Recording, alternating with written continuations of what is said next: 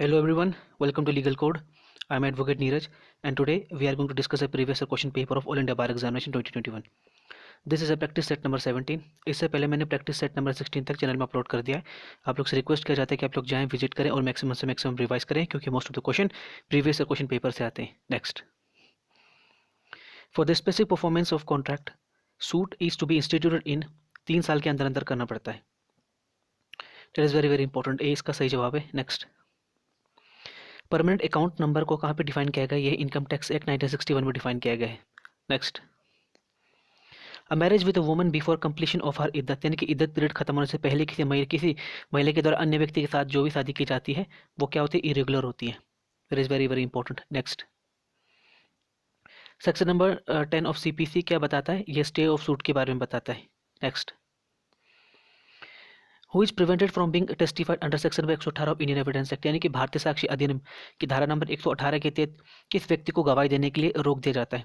एक ऐसा पागल व्यक्ति जो उन प्रश्नों को समझने में अयोग्य माना जाता है, या दूसरा व्यक्ति यानी कि जिसकी उम्र कहीं अधिक होने के कारण वो उस तर्कपूर्ण उत्तर को नहीं दे पाता जो कि प्रश्न उससे पूछे जाते हैं, या फिर एक नाजुक उम्र का कोई भी व्यक्ति जिसकी उम्र अभी इतनी नहीं है कि वो उन प्रश्नों को सही तरीके समझे और उसका उत्तर दे सके. इसका आंसर है D, all of the above. Supreme Court ने S R Bommai versus Union of India में किस के संबंध में डिसाइड किया था? इसका आंसर ए है प्रेसिडेंट रूल, जो कि किसी राज्य में लगता है. That is very very important. Next, specific immovable property की जो रिकवरी होती है इसको डिफाइन किया गया है आपके section number 5 of specific relief act के बारे में. Next, section number 29 wealth tax act किस चीज़ के बारे में बताता है? ये अपने सुप्रीम कोर्ट में अपील के संबंध में बताता है. Section number 29 wealth tax. Next, the collector shall under the land acquisition act 1894 give immediate notice देता है to any correction made in the award to all the persons included, यानी कि लैंड एक्विजिशन एक्ट 1894 के तहत collector उन सभी जो इतने करेक्शंस किए जाते हैं, यानी कि अगर किसी व्यक्ति के पक्ष में कोई भी अवार्ड यानी कोई निर्णय दिया जाता है तो उस व्यक्ति के पक्ष में अगर जो भी अवार्ड दिया जाता है उसमें अगर किसी प्रकार की गलती हो जाती है तो उसको सही करने के लिए जो सूचना जो होती है दूसरे पक्ष को दिया जाना जरूरी होता है. इसका आंसर है डी, नोटिस. नेक्स्ट, क्लरिकल या फिर अर्थमेटिक मिस्टेक जो जजमेंट डिक्री या ऑर्डर में होती है उसको सेक्शन नंबर 152 ऑफ सीपीसी के तहत करेक्ट किया जाता है. That is very very important. Section number 151 में बताया गया Indian power of the court, यानी कि न्यायालय की जो विवेक की शक्ति जो होती है उसी प्रकार से 482 सीआरपीसी में बताया गया है. और 153 में जनरल पावर टू अमेंड के बारे में बताया गया. नेक्स्ट, एनी कन्फेशन स्टेटमेंट जो कि एक्यूज के द्वारा मजिस्ट्रेट के समक्ष दिया जाता है 124 इंडियन एविडेंस एक्ट के तहत एडमिसिबल माना जाता है. ए सही जवाब है. नेक्स्ट, सुप्रीम कोर्ट ने केशव नंदन भारती वर्सेस केरल स्टेट में ये निर्णय दिया था कि पार्लियामेंट जो होता है वो किसी जो कि 1971 में दिया गया था, जिसमें कहा गया था कि पार्लियामेंट जो होता है संविधान के किसी भी प्रावधान को अमेंड कर सकता है लेकिन वो हमारे संविधान के बेसिक स्ट्रक्चर या बेसिक फीचर को चेंज नहीं कर सकता. C, very very important. Next, CrPC की कौन सी धारा के तहत पुलिस किसी भी व्यक्ति को बिना वारंट के गिरफ्तार कर सकती है? इसमें बताया गया है B, that is section number 41. 40 में बताया गया है कि ये कुछ ऑफिसर की ड्यूटी होती है जो कि विलेज के जो जितने भी अफेयर्स होते हैं यानी कि गांव के संबंध में अगर किसी प्रकार की जो अफेयर्स होते हैं तो उनमें जो पुलिस जो कि ऑफिसर जो एम्प्लॉयड किया जाता है तो उसका कर्तव्य होता है कि इसके संबंध में कलेक्टर को रिपोर्ट देते हैं. यानी कि सेक्शन 40 में सिंपल ये बताया गया है कि it is the duty of the officer employed affairs of the village to make a certain report बनाने के लिए. इसमें सेक्शन 40 में बताया गया. 42 में बताया गया है कि अगर कोई व्यक्ति अपने नाम एवं निवास स्थान बताने के लिए मना कर देता है तो उसको गिरफ्तार करने के संबंध में 42 में बताया गया. सेक्शन नंबर 30 में बताया गया है कि public went to assist a magistrate and police. Very very important. Next, A नामक व्यक्ति कुल्हाड़ी से काम कर रहा था, उसी समय उसकी कुल्हाड़ी का जो फल है यानी कि आगे का सिरा वो किसी अन्य व्यक्ति को जो कि पीछे खड़ा था उसको लग जाता है, उसकी मौत हो जाती है. लेकिन जो काम कर रहा था वो प्रॉपर कॉजन के साथ यानी कि पूरा सचेत के साथ कर रहा था और उस समय जो काम कर रहा था जानबूझ के नेग्लिजेंस के साथ नहीं कर रहा था. तो इस प्रकार के एक्ट में अगर कोई भी ऑफेंस क्रिएट नहीं होता है तो इसको बताया गया सेक्शन नंबर 80 में, ये बताया गया आईपीसी के. 84 में बताया गया कि अगर कोई भी ऐसे व्यक्ति के द्वारा काम किया जाना जो कि अनसाउंड माइंड है, और 85 में बताया गया कि ऐसे व्यक्ति के द्वारा काम किया जाना जो कि उसको शराब पिए जाने के कारण वो अपने उन तर्कपूर्ण उत्तरों को या फिर उसके द्वारा जो भी काम किया जाता है उसके जजमेंट को समझने के लिए इनकेपेबल था, और जो शराब पिलाई जाती है उसकी विल के अगेंस्ट पिलाई जाती है. 85 में बताया गया.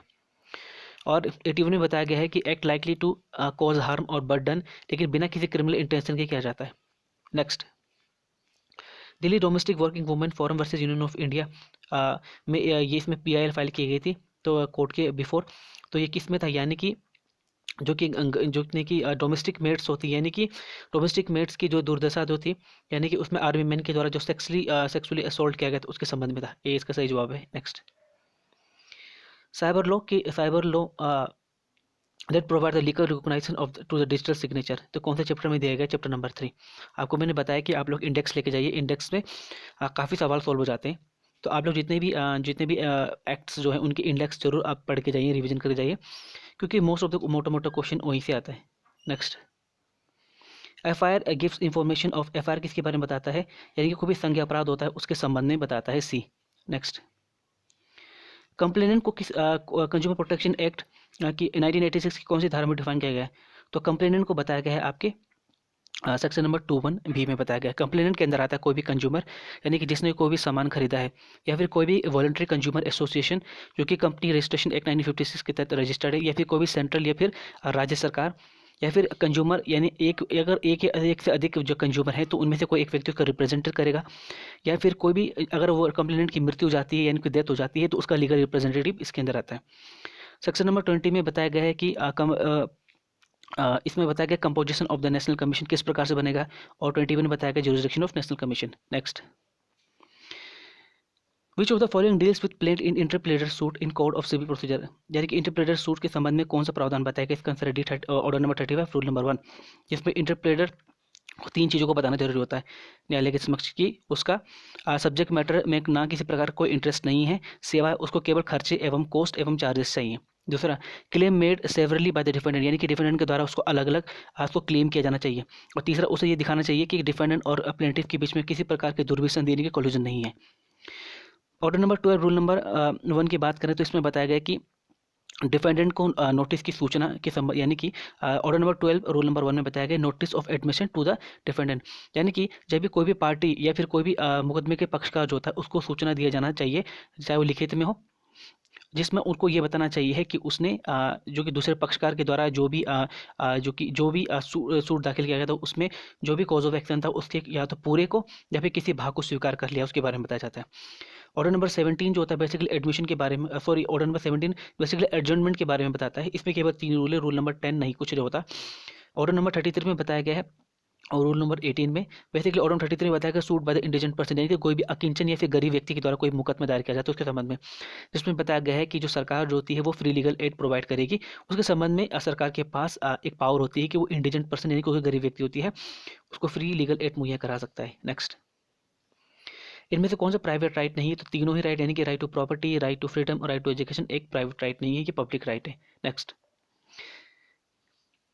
इसी के साथ ये सेशन समाप्त होता है। आप लोग को ये सूचना दी जाती है कि आप लोग मैक्सिमम से मैक्सिमम रिवाइज करें, क्योंकि most of the question previous question paper से ही आते हैं। सो इसीलिए आप मेरे चैनल को क्या करें, लाइक करें, शेयर करें, सब्सक्राइब करें और फॉलो करें, और thank you for your precious time.